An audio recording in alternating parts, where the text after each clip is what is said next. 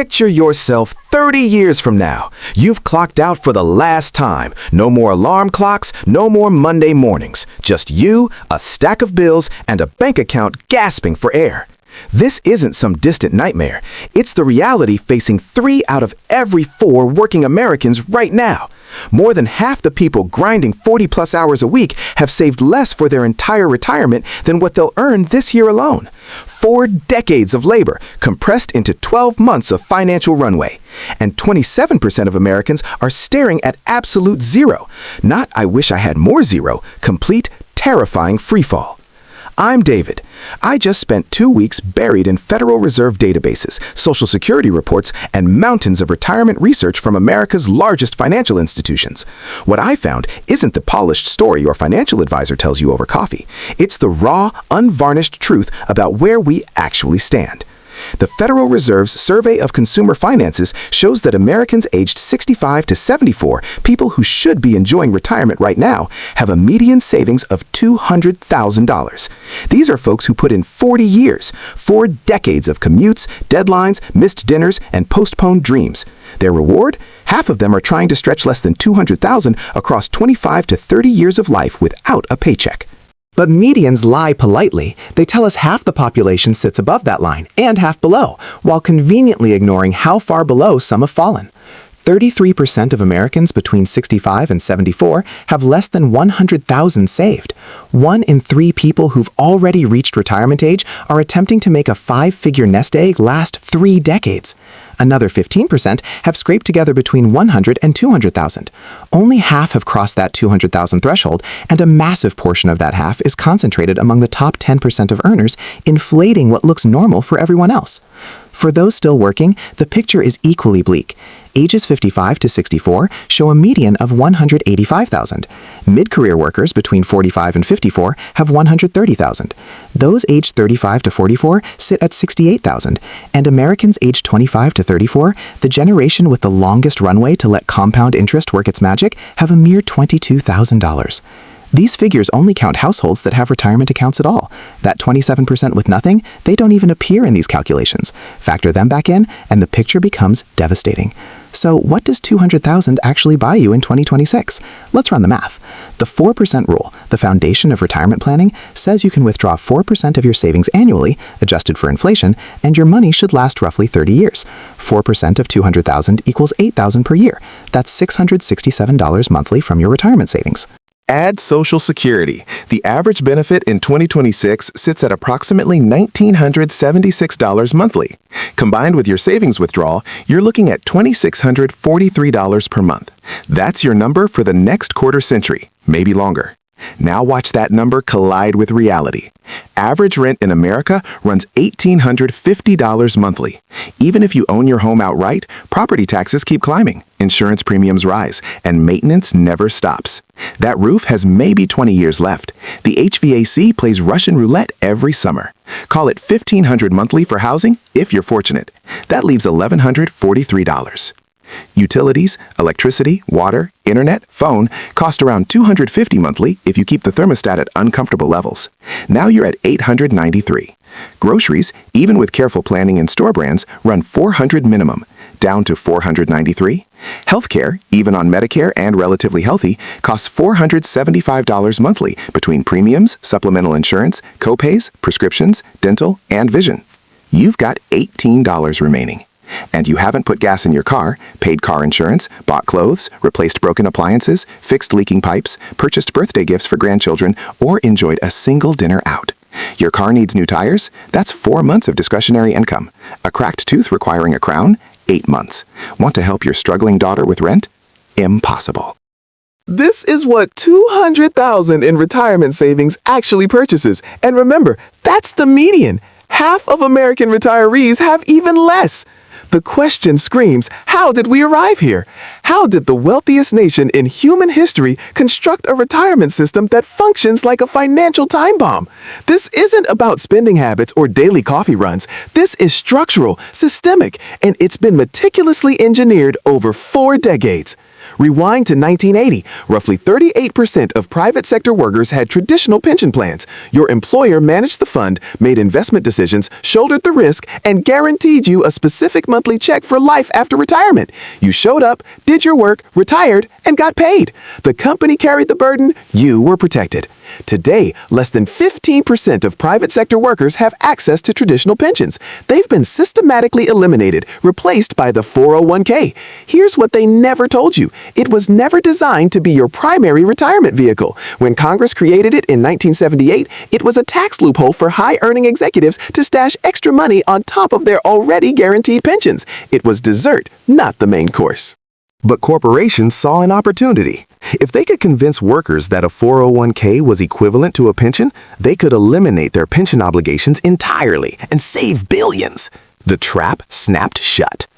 The 401k system assumes you, someone likely without formal financial training, will make perfectly optimal decisions consistently for 40 years straight. You need to enroll at the right time, contribute enough, increase contributions with every raise, choose appropriate investments, rebalance periodically, and resist cashing out when emergencies strike.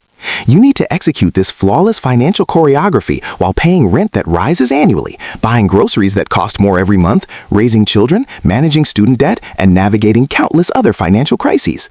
We took a system managed by teams of professional fund managers and transformed it into a DIY project for people working 50-hour weeks just to stay afloat. But the pension massacre tells only half the story. When adjusted for inflation, the median wage in America has remained essentially flat since the 1970s. A dollar earned in 1973 holds roughly the same purchasing power as a dollar earned today. 53 years of technological revolution, productivity explosions, and economic expansion, and the average worker hasn't seen a single penny of real wage growth. Meanwhile, housing costs have surged over 300%. Healthcare has climbed more than 400%. College education has exploded by over 1,500%. Childcare now costs more than rent in most major cities. Everything essential has become catastrophically expensive, while your ability to afford it has remained frozen in 1973. Yet financial advisors insist you should save 15% of your income for retirement. 68% of Americans live paycheck to paycheck. When 40% of your earnings vanish into rent, when student loans consume another 10%, when healthcare takes another 10%, when you still need to feed your family, keep the lights on, fuel the car, where exactly does that magical 15% materialize from? Average student loan debt hovers around $40,000, with payments extending into people's 40s and 50s. Some are still writing checks in their 60s. Every dollar sent toward interest on a degree from 3 decades ago is a dollar not compounding in a retirement account. Spend 20 years paying off student debt, and you don't just lose the money, you lose 20 years of compound growth. You arrive at retirement planning 2 decades late, already so far behind that catching up would require saving percentages that simply don't exist. Credit card debt compounds the damage. The average American household carries $7,500 at interest rates between 21 and 24%. Most people pay around $150 monthly in interest alone, not principal, not new purchases, just the cost of having been broke at some point in the past. That $150 monthly, invested over 30 years at a modest 8% return, would grow to approximately $220,000. Americans are literally financing their own future poverty with minimum payments today. But here's where everything changes. If you're in your 20s or early 30s, you possess something no amount of money can purchase: time. In the world of investing, time is the closest thing to a superpower that exists. Start at 25, invest just $300 monthly into a diversified stock index fund, earning an average 8% annual return, and by 65, you'll have approximately $1.05 million. $1 million from $300 a month. Your most powerful weapon is the Roth IRA. The 2026 contribution limit stands at $7,000 annually, about $583 monthly. Max it out every year from 25 to 65, and you'll contribute $280,000 of your own money.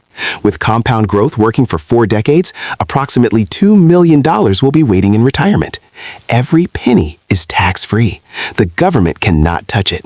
That's the difference between financial security and financial terror, between retiring with dignity and working until your body surrenders.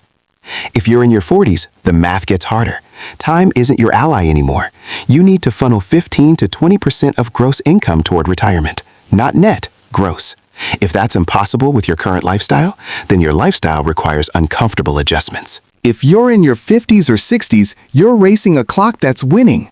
The compound interest that builds wealth for the young works against those who start late. Consider this scenario. You're 55 with $150,000 saved. You want $750,000 by 67. Bridging that gap requires saving approximately $3,000 monthly for 12 years. For most people, that's unachievable. So what do you actually do? You have options. None are pleasant, but every one beats retiring broke. Work longer. Each additional year lets you contribute more, gives existing savings another year to grow, and dramatically increases your Social Security benefit. Retire at 62 and you receive your base benefit.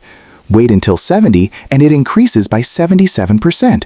That could mean the difference between $1,800 monthly and $3,200 monthly for the rest of your life. 8 additional working years could purchase 20+ years of financial breathing room. Reduce your planned retirement expenses. That vision of the golf community and vacation home might not happen. Downsize your house now and invest the equity. Move somewhere with lower living costs. Your retirement dollar in Austin stretches half as far as it does in Chattanooga or Albuquerque. Your retirement might not resemble with commercials featuring sailboats and beaches, but it can still be secure, peaceful, and dignified if you're ruthlessly realistic. Examine how you're actually investing. A shocking number of people have money sitting in their 401k for decades, parked in money market funds earning 1% or less.